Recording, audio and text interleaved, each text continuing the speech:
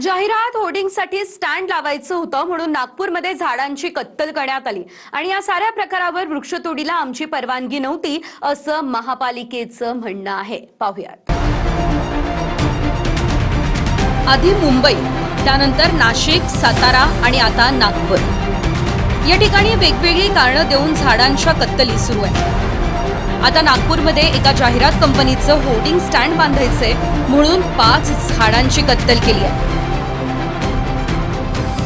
नागपूरच्या traffic park चौकात जाहिरातीचं बोर्ड उभारण्यासाठी 5 झाडं तोडण्यात आली। एकीकडे सरकार वृक्ष लागवडीवर कोट्यवधींचा निधी खर्च केल्याचं सांगतं, करोडो वृक्ष लागवडीचा दावा करतं। ते लावलेले करोड वृक्ष नेमके कुठे आहेत तर याचीच एक समिती नेमण्याची गरज आहे। तुर्तास नागपुरात मात्र पालिकेची परवानगी न घेता जाहिरातदार स्वतःच झाडं तोडू लागलेत की काय याची शंका यावी अशी स्थिती आहे। पर्यावरणवाद्यांनी नेहमीप्रमाणे निषेध नोंदवून कंत्राटदारावर गुन्हा नोंदवण्याची मागणी केली आहे। या आधीच्या प्रकरणात झाडं तोडणाऱ्यांवर खरोखर कारवाई झाली का? वृक्ष वाचवण्यासाठी अनेक आंदोलनं झाली, त्याची दखल सरकारनं घेतली का?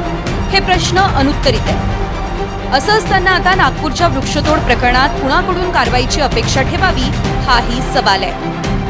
प्रशासन आणि आपल्या इकडचे नेता सरकार कोणीच गंभीर नाही आहे अवैध वृक्ष कटाईबद्दल।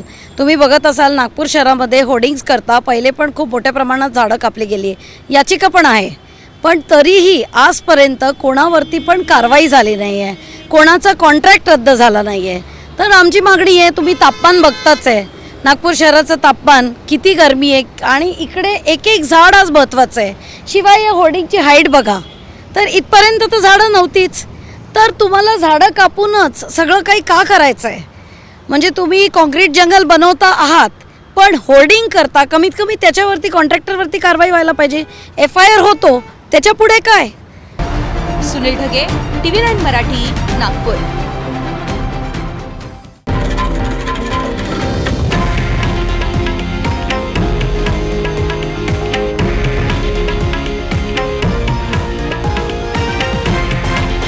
हे आहे देशातील नंबर 1 न्यूज नेटवर्क आणि आपण पाहत आहात TV9 मराठी, एकमेव।